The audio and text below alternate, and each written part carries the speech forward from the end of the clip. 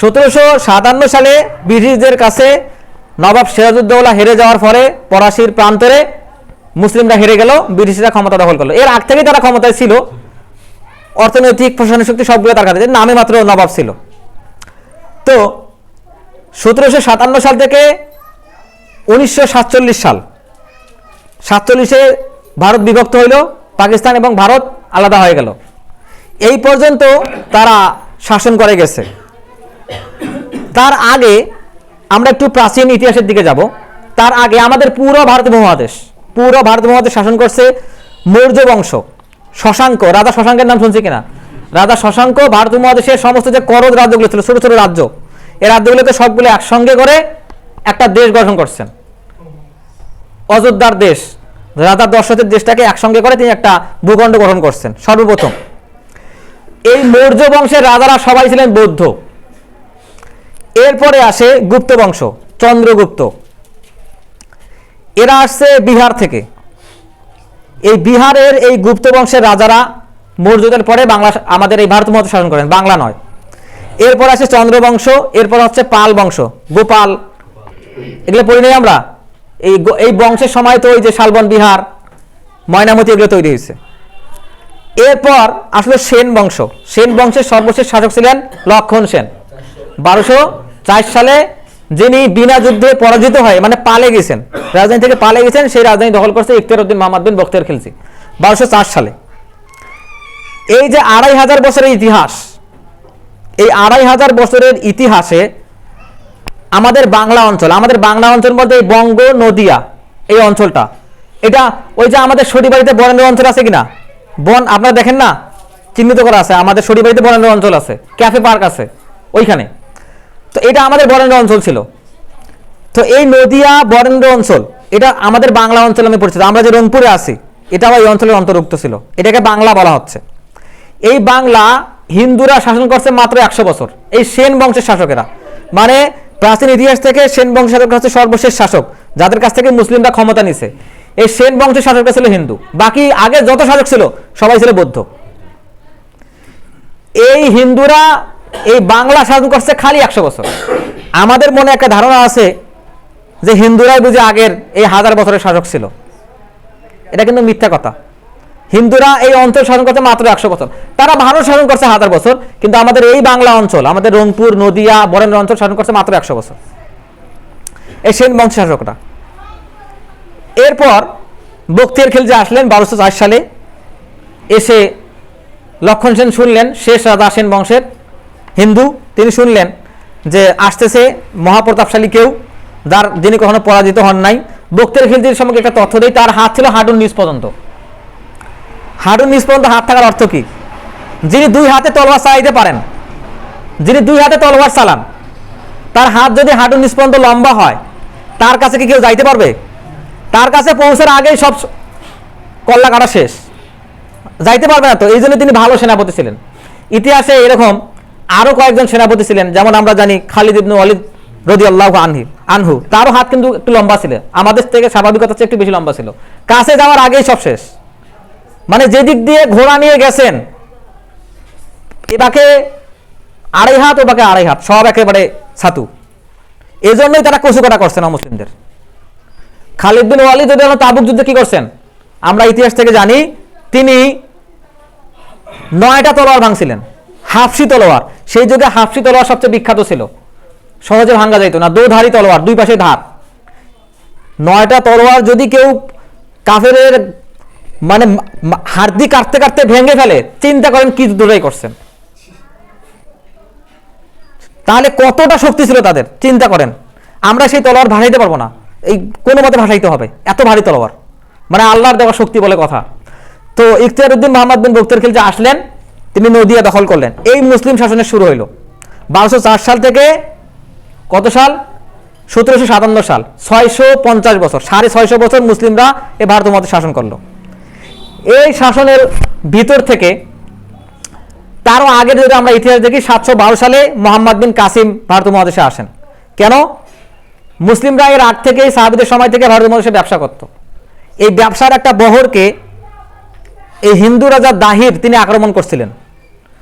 আক্রমণ করার কারণে এই প্রতিশোধ স্বরূপ উমাইয়া খেলাফতের সময় হাজ্জাজ বিন ইউসুফ তার ভাতিজা মোহাম্মদ ইবনে কাসিমকে ভারতে পাঠান প্রতিশোধ নেওয়ার জন্য।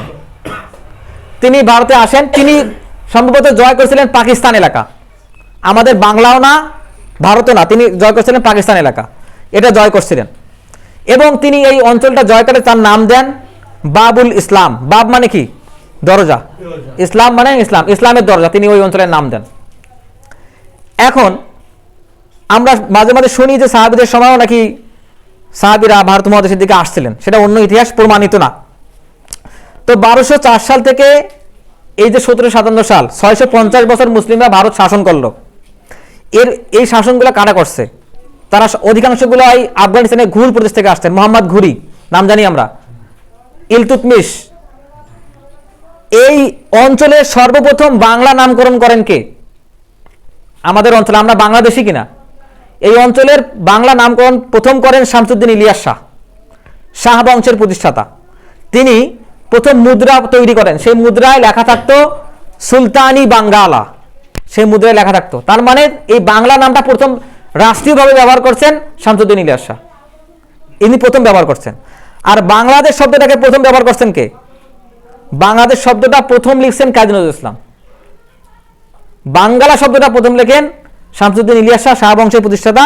আর বাংলাদেশ শব্দটাকে প্রথম এই পরিপূর্ণ অক্ষরে লেখেন কাজী নজরুল ইসলাম। এখন এই যে আমাদের ইতিহাস, এরপর থেকে ব্রিটিশদের ইতিহাস শুরু হয়ে গেল।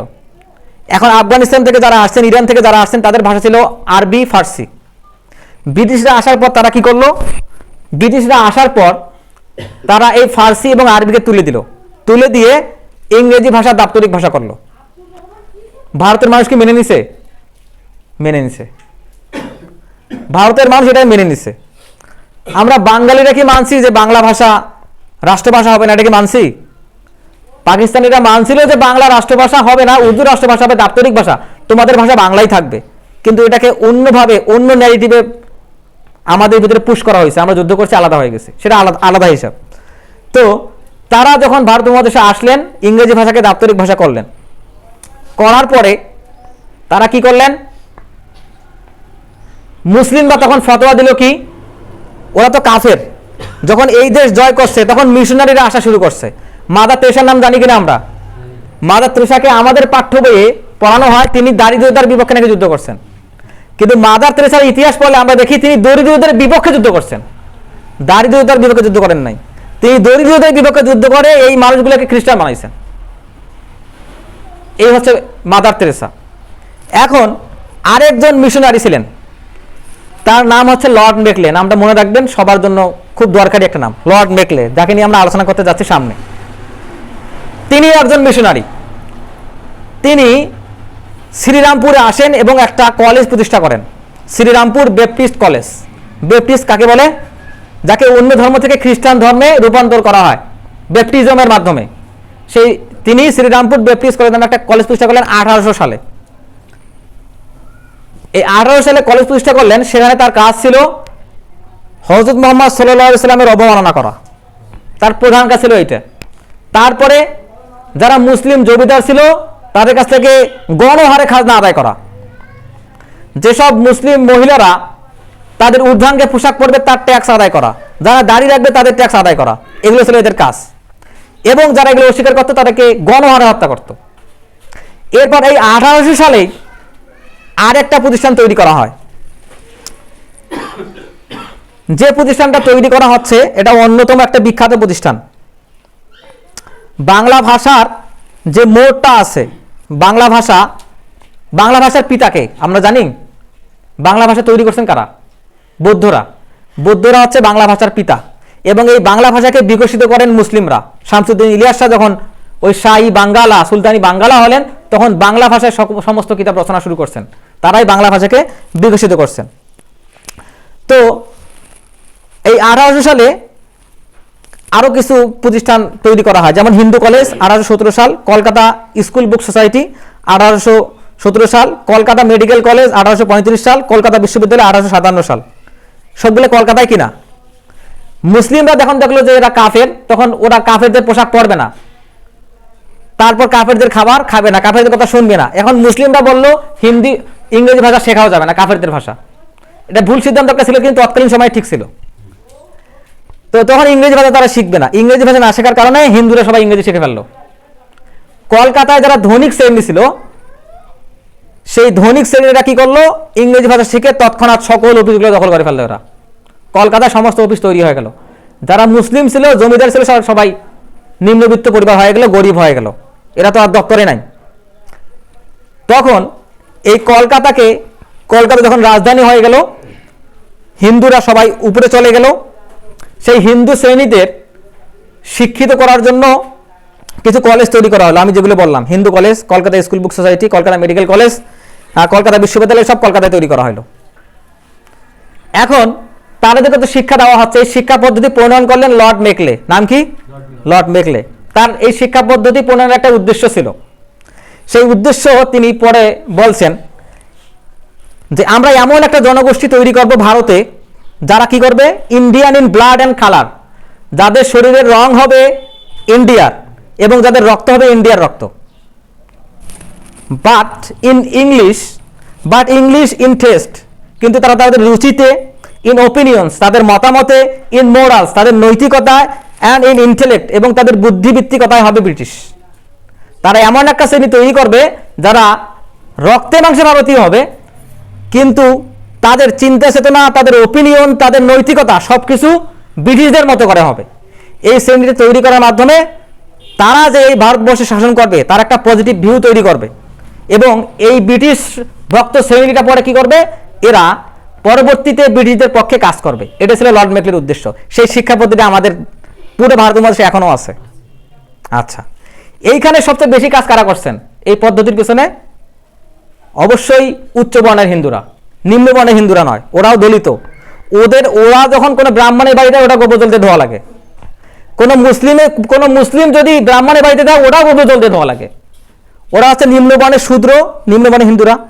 আর আমার মুসলমান হচ্ছে অচ্যুত, মিলেস্য বলা হয় ওদের কবিতায়। রবীন্দ্রনাথ কবিতা লিখছেন মিলেস্য, আমাদেরকে বলছে ওরা মিলেস্য কারা, এরা বাড়িতে আসলে বাড়ি অপবিত্র হয়ে যায়। ওরা ওই ইংরেজি ভাষা থেকে দপ্তরগুলো দখল করে ফেললো। এরপর এই ক্ষেত্রে সবচেয়ে বেশি অবদান রাখছেন কারা? বঙ্কিমচন্দ্র চট্টোপাধ্যায়, রবীন্দ্রনাথ ঠাকুর, তার দাদা দ্বারকানাথ ঠাকুর, তারপর হচ্ছে মাইকেল মধুসূদন দত্ত, তার পিতা মুন্সী রাজনারায়ণ দত্ত, তারপর হচ্ছেন রাজা রামমোহন রায়। এরা এই ক্ষেত্রে অবদান রাখছেন, এবং তারা যে সাহিত্যে এটা তুলে ধরা শুরু করলেন, এইটাকে বলা হচ্ছে বাঙালি রেনেসা। হ্যাঁ, বাঙালি রেনেসা কি মুসলমানের নাকি হিন্দুদের? বলেন এখন, বাঙালি রেনেসা মুসলমানদের নাকি হিন্দুদের? হিন্দুদের। আচ্ছা, বঙ্কিমচন্দ্র একটা উপন্যাস লিখলেন দুর্গেশ নন্দিনী, বাংলা সাহিত্যের প্রথম সার্থক উপন্যাস বলা হয়। এই দুর্গেশ নন্দিনী এই উপন্যাসটাতে মুসলমানদের যাচ্ছে তাই ভাবে আক্রমণ করা হইল। তখন মীর মোশাররফ হোসেন এই উপন্যাসের বিপক্ষে আর একটা উপন্যাস লিখলেন, মুসলিম কিনা তিনি, মীর মোশাররফ হোসেন, তিনি লিখলেন বিষাদ সিন্ধু। এটার কোরআন হাদিসের মান এখানে নাই, তিনি জাস্ট কোরআন আমাদের ইসলাম ধর্মের বিষয়টাকে জাস্ট একটু রঙিন করে, উপন্যাস যেহেতু রঙিন করে ওখানে বয়ান করছেন, ওটা কিন্তু ইসলামের কোনো উপন্যাস না। কিন্তু ওই দুর্গেশ নন্দিনীর বিপক্ষে তিনি লিখলেন বিষাদ সিন্ধু। বাংলা সাহিত্যের ইতিহাসে এরকম সাহিত্যের মান নিয়ে উত্তীর্ণ আর কোনো উপন্যাস লেখা হয়নি, এ যাবৎ লেখা হয়নি। এই বিষাদ সিন্ধু যখন লেখা হলো, কলকাতার মানুষেরা পড়লো আর বললো, আরে এটা কোন মুসলমানের লেখা, তারা মুসলমান তো কইতে পারে না, দ্বন্দ্ব উচ্চারণ করতে পারে না, কোন মুসলমান এমন লিখতে পারে? ওরা অবাক হয়ে গেল। তো এইভাবে বাঙালি রেনেসা ওখানে তৈরি হলো। আচ্ছা, এই বাঙালি রেনেসা যেখানে তৈরি হচ্ছে, যেখানে ব্রিটিশ শিক্ষা পদ্ধতি চালু আছে, সেইখানে ব্রিটিশ মানুষ তৈরি হলে কি হবে? ব্রিটিশ মানুষ তৈরি হলে সেখানে নাইট ক্লাব হবে, সেখানে বেশ্যালয় তৈরি হবে। এই রবীন্দ্রনাথের দাদার নাম ছিল প্রিন্স দ্বারকানাথ ঠাকুর, তো কলকাতায় তার 43টা বেশ্যালয় ছিল। এটা তাদের বংশগত ব্যবসা ছিল, এটা তারা এগুলো তৈরি করে রেখে গেছেন। এখন এই বাঙালি রেনেসা হইল, হওয়ার পর এইখানে একটা শ্রেণী তৈরি হলো। রবীন্দ্রনাথ লেখাপড়া করার জন্য কোথায় গেছিল? দিল্লিতে যায় নাই? আচ্ছা, মাইকেল মধুসূদন দত্ত যখন হিন্দু কলেজে পড়লেন, পড়ার পর ইংরেজ ভাষার প্রতি তার যে আগ্রহ, তিনি বলেন বাংলা ভাষায় সাহিত্য রচনা করে কি আর এমন হবে, আমি ইংল্যান্ডে যাব, লর্ড বায়রন, শেলি এদের মতো কবি হব। গিয়ে দেখেন আর না, এটা তো সম্ভব না। তখন তিনি লিখলেন বঙ্গভূমির প্রতি, কপোতাক্ষ নদ কবিতা লিখলেন, জন্মভূমির প্রতি তার যে আবেগ, এটা তুলে ধরে কবিতা লিখলেন। এই আকর্ষণটা ইংরেজি ভাষার প্রতি কে তৈরি করছে? উনি তৈরি করছেন নাকি ইংরেজরা? এরা হচ্ছে ইংরেজ প্রোডাক্ট। এরপর ফিরে এসে তিনি বাংলা সাহিত্যের প্রথম মহাকাব্য লিখলেন মেঘনাদ বধ কাব্য। এখন এরা তো গেছে বিলেতে শিখতে, ইংরেজদের প্রতি আকর্ষিত হয়, এটা একটা ধাপ। দ্বিতীয় ধাপ হচ্ছে যারা বাঙালি রেনেসার বলে ব্রিটিশ হয়ে গেল, যারা দেশেই ছিল, তাদের মধ্যে একটা ফ্যামিলি ছিল আমাদের পায়রাবন্দের বেগম রোকেয়ার ফ্যামিলি। বেগম রোকেকে যারা ইংরেজি এবং বাংলা শিখিয়েছেন তারা কে? তার ভাই হায়দার সাহেবের আর মোহাম্মদ সাহেবের, এই ভাইদের কাছ থেকে তিনি বাংলা শিখছেন। তার যে ভাগিনা, তার নাম হচ্ছে স্যার আব্দুল করিম, তার ভাগিনার নাম। তার ভাগিনা উনি বিলেতে গেছেন, আইন নিয়ে পড়ছেন, দেশে এসে উনি মন্ত্রীও হয়েছেন ব্রিটিশদের, তাকে উপাধি দেওয়া হয়েছে স্যার। এই যে স্যার, প্রিন্স, তারপরে হচ্ছে নবাব, তারপর হচ্ছে মুন্সি, জমিদার, এগুলো কার দেওয়া উপাধি? ব্রিটিশদের দেওয়া উপাধি। বাংলাদেশে যত জমিদার বাড়ি আছে সবগুলো ছিল ব্রিটিশদের দালাল, সবগুলোই। এই দালালির সূত্রে রবীন্দ্রনাথ জোড়াসাঁকোর ঠাকুর পরিবার থেকে আসেন কুষ্টিয়ায়, এসে তিনি কি করছেন? জমিদারি করছেন। লালনের কাছ থেকে তিনি ধ্যান জ্ঞান নিছেন, লালনের গান থেকে। আমাদের ইসলাম নামে একটা টার্ম আছে দাহারিয়া, দাহারিয়া শব্দের অর্থ হচ্ছে ন্যাচারালিজম, প্রকৃতিবাদ, প্রকৃতির পূজা। আমরা যে বিষয় সম্পর্কে কয়েক সপ্তাহ শুনে আসলাম, প্রকৃতিবাদ, প্রকৃতির উপাসনা করা। এই দাহারিয়া মতবাদটা উনি তার গীতাঞ্জলিতে লিখছেন। কোন কাব্যগ্রন্থের কারণে নোবেল পুরস্কার পাইছেন? গীতাঞ্জলি, 1913 সালে নোবেল পুরস্কার পাইছেন। এটার ইংরেজি অনুবাদের নাম কি? Song of offerings. অফারিং কাকে বলে? আচ্ছা, অঞ্জলি কখন দেয় মানুষ? হিন্দুরা পূজা শুরুর আগে হাতে পানি নিয়ে, পবিত্র পানি নিয়ে অঞ্জলি দেয়, তারপর না পূজা শুরু করে, মন্ত্র পড়ে। গীত অঞ্জলি, অঞ্জলি দেওয়ার সময় যে গীতটা গাওয়া হয় এটা হচ্ছে গীতাঞ্জলি, সং অফ অফারিংস। দেবতাকে যে সংটা অফার করা হচ্ছে এটা সং অফ অফারিংস। কোথা থেকে নিলেন? লালনের কাছ থেকে নিয়ে তিনি 6টা কি 7টা গান লিখছেন গীতাঞ্জলির। এবং এই কারণে তিনি লালনের কোনো সময় অ্যাডমায়ারও করছেন, তাকে ইউনিভার্সিটি লিখছেন, তার সম্পর্কে বলছেন যে লালন চর্চা করা দরকার, বিভিন্ন সময় বলছেন তিনি। তো এই যে ব্রিটিশ প্রভাবিত যে জেনারেশনটা তৈরি হয়ে গেল, এরা সবাই ব্রিটিশদের দালাল ছিল। কিন্তু যে মানুষের জমিদারি দখল করে, মানুষদের জমি দখল করে জমিদারি করছে, সে আবার কবিতা লিখছে 2 বিঘা জমি, রবীন্দ্রনাথের কবিতা। চরম মিথ্যুক। যে মানুষদের সঙ্গে প্রতারণা করছে, যে সভ্যতার কথা বলছে মানুষকে, সে তার দাদার আবার 43টা বিশ্ববিদ্যালয় ছিল। চিন্তা করে দেখেন, রবীন্দ্রনাথের দাদা। তো এরা চরম পর্যায়ে চরম পর্যায়ে স্বার্থপর, মিথ্যুক, স্বার্থান্বেষী লোকেরা। এদেরকে আমাদের বাংলাদেশে এই 1947 সালের পরে এদেরকে নবী হিসেবে তুলে ধরছে আমাদের বাঙালি সমাজের লোকেরা। এই বাঙালি সমাজের ভিতরে এই সাহিত্যের ভিতরে শুধু একজন পুরুষ ছিলেন, সেই পুরুষটার নাম হচ্ছে কাজী নজরুল ইসলাম। একটা পুরুষ ছিল বাংলা সাহিত্যে, সেটা হচ্ছে কাজী নজরুল ইসলাম। রবীন্দ্রনাথ যখন লিখতেছেন তোমারও পরানো যাহা চায় আমি তাই, কাকে উদ্দেশ্য করে লিখতেছেন? ব্রিটিশদেরকে, যা আপনি যেটা চাবেন সেটাই হবে। রবীন্দ্রনাথ সেখানে, নজরুল সেখানে কি লিখতেছেন? কারণ ওই লৌহ কপাট ভেঙে ফেল করে লোপাট, রক্ত জমাট শিকল পূজার পাষাণ ব্যথি যত যা বন্দিশালা আগুন জ্বালা আগুন জ্বালা। এই যে সাহিত্যের যে ভাষা, ওরা নিছে বৌদ্ধদের কাছ থেকে, হিন্দুরা, কারণ বাংলা ভাষার পিতা তো হচ্ছে বৌদ্ধরা। এদের কাছ থেকে ভাষা শেখার পরে ওরা এই কবিতাগুলো লিখছে। মানে সব গানের মতো কবিতা। নারী মনে হয় কবিতার, মানে সাহিত্যের প্রধান অঙ্গ কি? নারী, প্রকৃতি, এগুলো হচ্ছে সাহিত্যের প্রধান বিষয়। এই তাদের এই কবিতাগুলো ম্যান ছিল। নজরুল এসে এই কবিতাগুলোকে মানুষের ভাষা, এই ভাষাগুলোকে মানুষের ভাষায় রূপান্তর করে বললেন যত সব বন্দিশালা আগুন জ্বালা আগুন। এই মানুষের ভাষা কিনা? তিনি এই সাহিত্যকে মানুষের ভাষায় রূপ দিলেন। রূপ দিয়ে এই বাংলা সাহিত্যের রাজধানী কলকাতা থেকে ঢাকায় স্থানান্তর করলেন। চিন্তা করেন। আব্বাস, বাংলাদেশের গানের সুরের পাখি, আব্বাস একদিন নজরুলের কাছে গেছে, গিয়ে বলতেছে দাদা ভাই একটা গান লিখে দেন,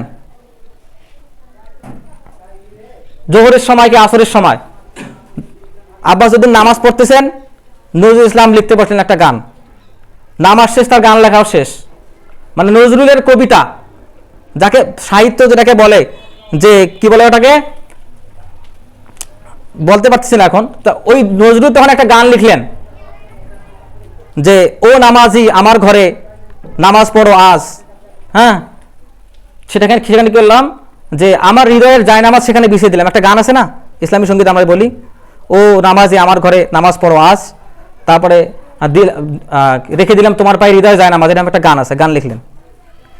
এই গান যারা মুসলিম কবিরা সাহিত্য চর্চা করছে হিন্দুদের নামে, কেন? মুসলিম নাম দিলে সেটা প্রকাশ করা হইতো না। নজরুল ইসলামকে একটা গান লিখতে বললেন একজন, যে একটা গান লিখে দেন। নজরুল ইসলাম একটা গান লিখলেন, ওমন রমজানের ওই রোজার শেষে এলো খুশির ঈদ। এই গানটা লিখে দিলেন, গ্রামোফোনে রেকর্ড করা হলো, বাজানো হলো, পুরো ভারতে এই গান বিখ্যাত হয়ে গেল। এইভাবে কলকাতার যে সাহিত্যের রাজধানী, এইভাবে সাহিত্যের রাজধানীটা নজরুল ইসলাম আমাদের ঢাকায় স্থানান্তর করলেন। এই যে একজন পুরুষ কবি।